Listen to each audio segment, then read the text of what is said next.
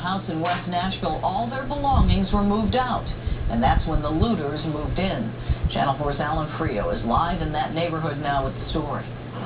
Well, first of all, let me say that all of this stuff was moved to the front and the backyards by the sheriff's department. It was all perfectly legal. It was all part of the eviction process. But take a look at this. This is what neighbors have been looking at for the past week or so. Rotting food and personal items that have been picked over.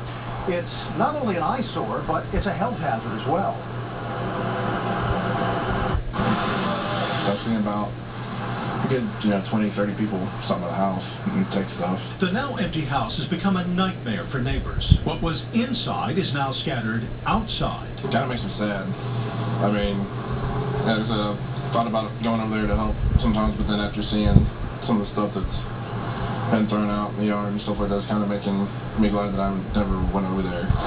One person who did stop by to help was Jay Gower Mills, who's running for Metro Council District 20. He lives a few miles away. He happened to be passing by. After picking up my meds, I figured I'd go the back way home and drove by and couldn't believe my eyes when I saw this. Mills filled 20 trash bags. When the sheriff's department put the family's belongings in the front and backyards a few weeks ago, it was quickly picked through by passing drivers.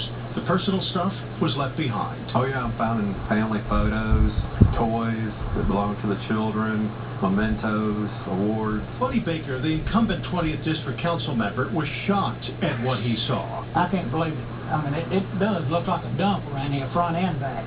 I believe I'd rather be on a dump than right here. Baker is reluctant to help clean up for one reason. I wouldn't want to be involved in saying, well, he took this, he took that, or whatever.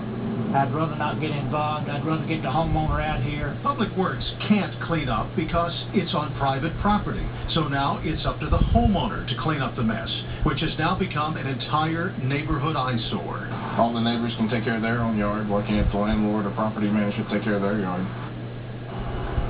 Now, many neighbors in the neighborhood did not want to talk on camera, but off camera they said they saw people out here in the middle of the night with flashlights rummaging through all of this stuff.